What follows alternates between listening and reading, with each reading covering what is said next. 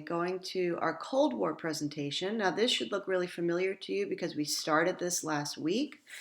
Some classes we got all the way through, and other classes we didn't. So I'm going to start from the beginning. That way, folks who were absent last week can get caught up.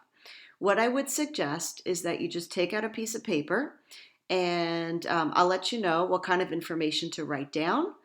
And here we go. So here's a presentation on the Cold War, which is our new unit. You can see on the bottom over here, it starts at 1947 and goes until 1991. So this is a period in history after World War II. All right, if I go to the next slide, you can see the two major powers during the Cold War are the United States and the Soviet Union. And they had a variety of different goals during this period of time. So what I would do if I were you is I would write these goals down on a piece of paper. Maybe at the top of that paper you just want to write down Cold War presentation. And again, if you've already done this part, terrific, you can fast forward through it. So 4 different goals for the US and the Soviet Union. The United States, their first goal was to encourage democracy worldwide because they were fearful of communism and they didn't want communism to spread. So they wanted every country on earth to be a democracy. The Soviet Union wanted every country on earth to be a communist country. So that one should be pretty straightforward. The second goal has to do with Germany. The United States wanted to reunite Germany. They didn't want to punish it after World War II the same way they had punished Germany after World War I. We know that the Treaty of Versailles ultimately led to the rise of World War II, so they figured if we are so harsh on them again, it's just going to lead to a third world war. So the United States wants to stabilize Germany, help it become a strong democracy, and reunite it. Again, at the end of World War II, and we'll see this in a few minutes, Germany's going to be divided into 4 zones of occupation, but the United States doesn't want that to last forever. The Soviet Union, on the other hand, wants to keep Germany divided. Remember that the Soviets, especially Stalin, hated Hitler and hated Germany, and he's still salty even though Germany lost. This is in part because Germany violated that Nazi-Soviet non-aggression pact. The third goal has to do specifically with Europe. The Americans are going to try to strengthen democracy in Western Europe. Those countries are mainly democratic nations, so they want to keep them strong.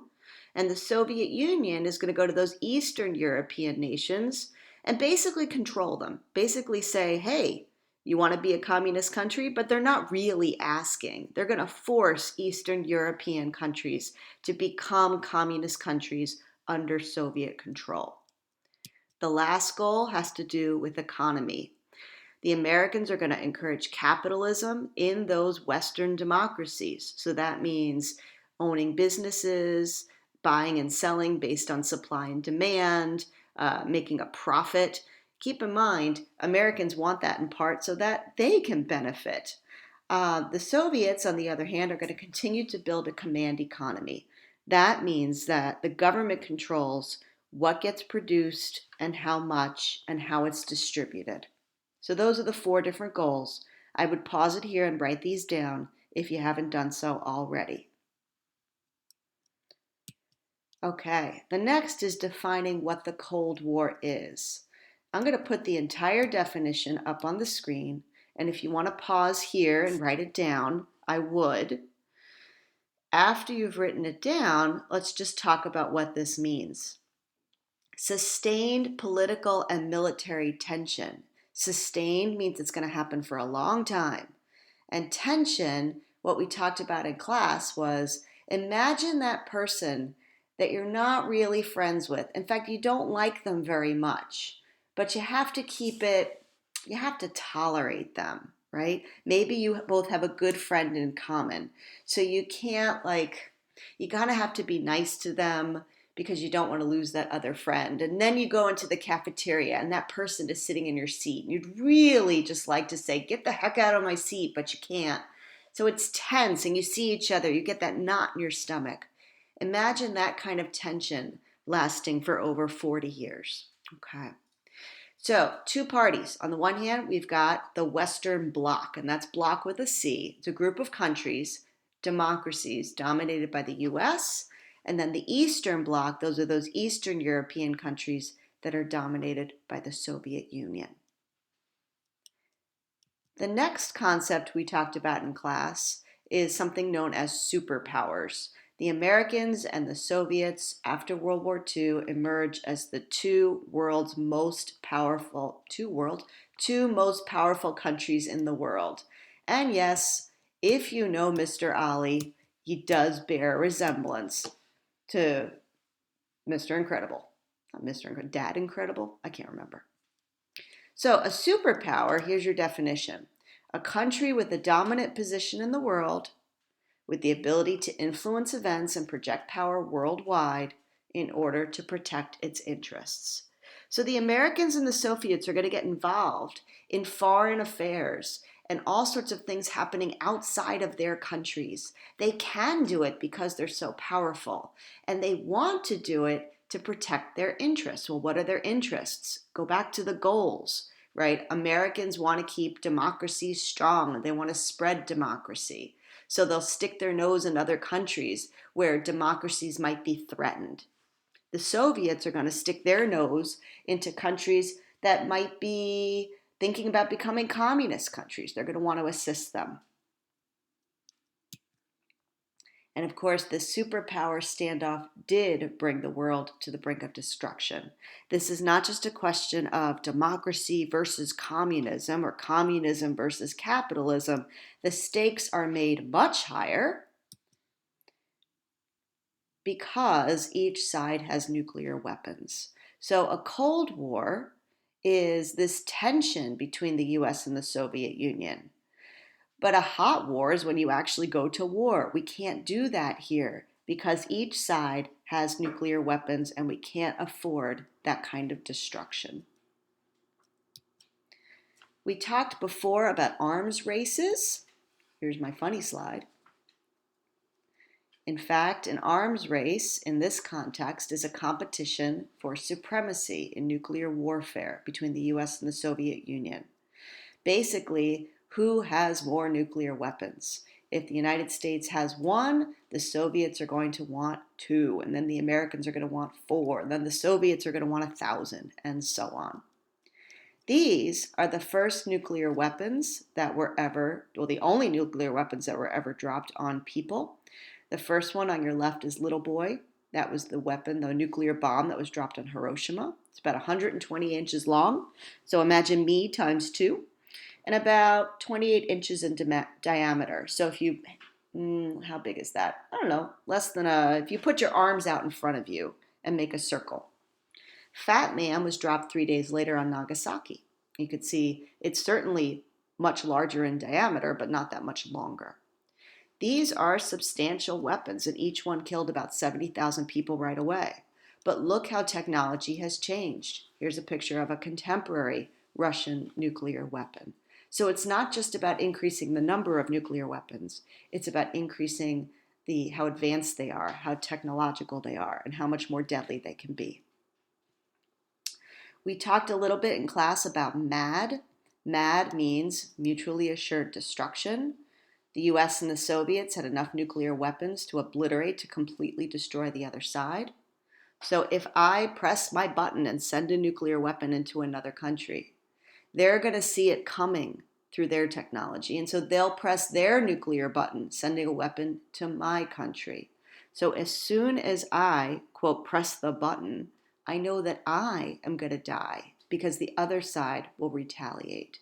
So what does that mean? Mutual means we're both assured, we're guaranteed of destruction.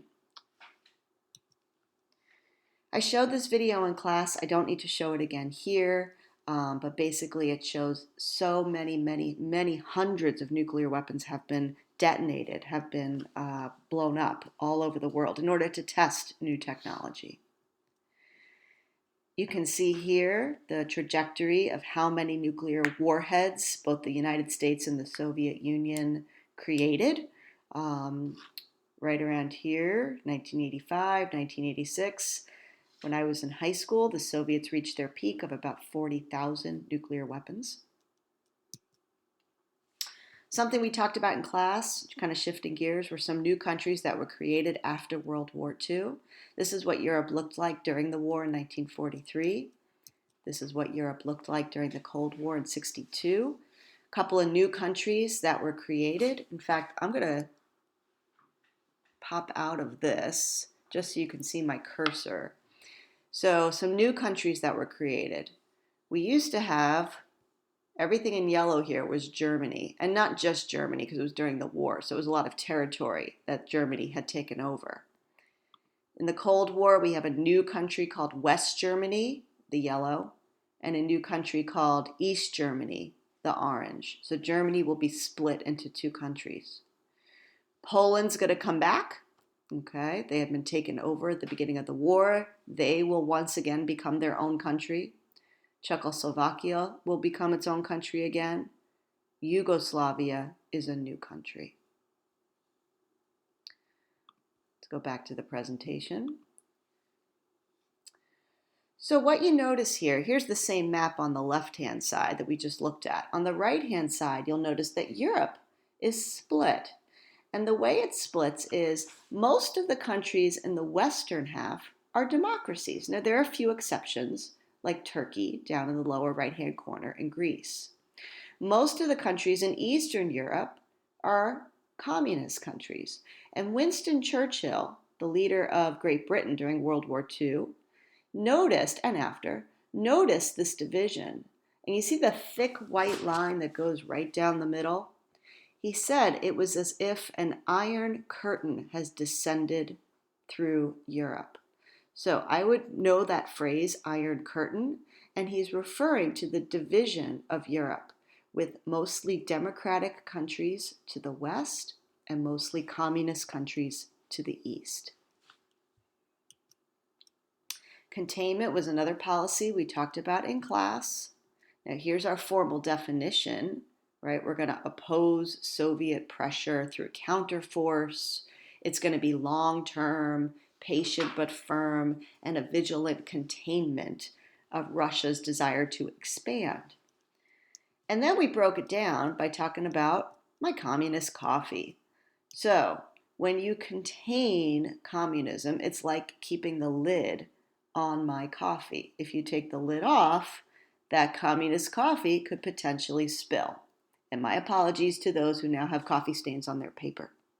So basically, what containment is an American policy to prevent the spread of communism.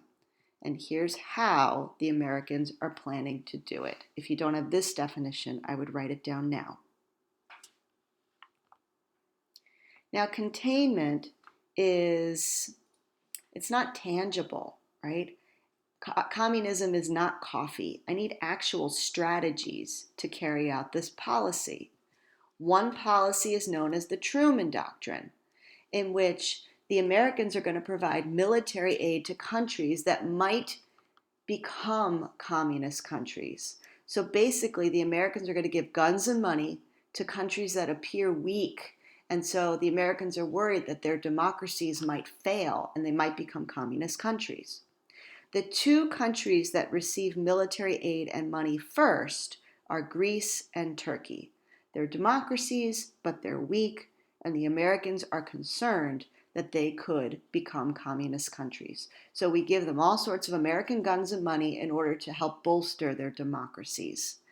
If you haven't written down the definition of the Truman Doctrine, I would do that now. And this marks the official start of the Cold War. Greece and Turkey are particularly vulnerable because you can see here on the map, again, let me close out so I can use my pointer, that Turkey and Greece are very close to these communist countries. Greece shares a border with Bulgaria, which is a communist country. Turkey shares a border with the Soviet Union. The other policy is called the Marshall Plan. And you can see here it's a program where Americans are going to provide lots of money, food, machinery, and materials to help those Western European democracies stay strong. after World War II. So in class, we talked about France, if you see here, gets $2.296 billion from the Americans in order to keep their democracy strong. The UK, $3.297 billion. Okay, next piece. We need to talk about what happened to Germany. In the Yalta Conference and later at another conference called Potsdam, the Soviets, the British, and the Americans decide that they're going to divide Germany into 4 zones of occupation. So after the war is over, you can see right here how Germany is divided.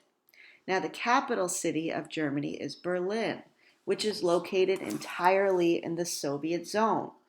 So Berlin, too, will be divided. You can see on the right-hand side in the key how there's a British, American, French, and Russian section to Berlin. Now, here's where things get a little bit funky. I'm going to go back to this slide. In fact, I'll go here so I can use my cursor. Eventually, the British, the French, and the Americans decide we don't need to control Germany anymore. And so these 3 zones will join together to form one new country. That's West Germany. But the Soviets, remember, want to keep Germany divided. So they decide they're going to stay. And so this is how Germany splits to a democratic West Germany and a communist East Germany. And Berlin, too, will split into a democratic western half and a communist eastern half. But what that means, let's see if I can figure out a way to do this. Insert, shape. I'll just make it an oval. What that means is that West Berlin, so I'm just going to cover up the western half, these guys are a democracy, and they are surrounded by communist East Germany. And frankly, the Soviets hate that. They don't want there to be any democracy in East Germany. So what they're going to try to do is lay siege to West Berlin. They're going to close it off.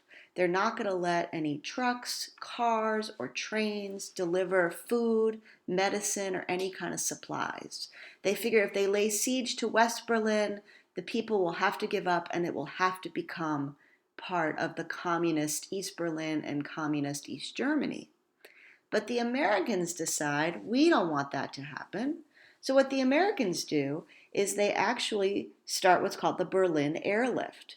American planes will fly over West Berlin and drop food, medicine, and supplies from planes day after day after day in order to save democratic West Berlin. And this is going to continue for 324 days until the Soviets finally say enough and they lift the blockade. So this is really considered to be, kind of a win for the Western Bloc and for America during the Cold War. So I would note, kind of tell yourself, write down what's the story of how Berlin is divided into 2 different Berlins, how Germany is divided into 2 different Germanys. Again, everything to the west is a democracy, everything to the east is communist. And the Berlin Airlift is when the Soviets try to cut off food and supplies to West Berlin, but the Americans fly in supplies for almost a year until the Soviets finally give in.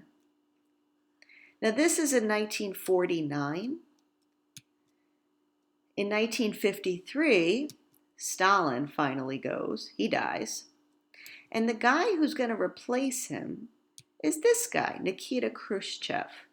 So on your paper, I might note down that Khrushchev is going to be the leader of the Soviet Union after Stalin. Now, jump forward a little bit. In 1961, Khrushchev decides he wants to build a wall. It's called the Berlin Wall. Here you can see a picture of it being constructed. The Berlin Wall, and I would write these things down, it cut off West Berlin from East Germany and East Berlin. So it's a wall that went right down the center of the city, dividing west from east. Khrushchev decided to do this because up to 2,000 people every single day, they didn't want to live in communist East Berlin or East Germany. So they were escaping to democratic West Berlin, and from there, leaving East Germany and going to democratic nations. Well, Khrushchev hated this idea, so he decides he's going to build this wall and close the border to keep people from leaving communist East Germany. In this picture, what I asked some students to do in class was to tell me which side of the wall is west and which side of the wall is east. The side of the wall where people are gathered is the western side, because in the West, in a democracy, you have freedom that you don't have in the East. Freedom of movement, freedom to say and do what you want. So the folks are gathering at the wall because they can, and they're probably just curious. On the eastern side, you'd see a group of guards, and they're there to make sure that East Berliners can't go near the wall. Later, on the East Berlin side, they're going to expand that distance between the two sides. So I'm going to close out here for a sec. So now here's the original wall, right, the shaded area, and they're going to add all of this space here. So now if you're on the eastern side and you want to get to the democratic West, you would have to cross electrified fences, barricades, this big open area that's always lit with guard posts, and they're always manned, and people have orders to shoot anybody that tries to get across. You'd have to go over the original wall, and then you'd have to go over this additional wall. So very few people are ever going to be able to get from East Berlin to West Berlin. Here's a picture of what that looked like in 1984. Here's the original wall, right? The cars are parked over here. This is the west side because, again, freedom of movement. People can go right up to the wall in West Berlin. But over here, you've got those barricades, the lights. Here's a guard tower, right? So even if you were to live right here, you could see freedom, but you can't actually get to it. And here's one last picture of the Berlin Wall in '86. Again, the graffitied side is the west side because people had the freedom to do what they want. But on the east side, you see again this big open area and a bunch of guards that are patrolling the wall. So that ends my first presentation on the Cold War. I hope this was useful to you, and I'll be posting it on Google Classroom.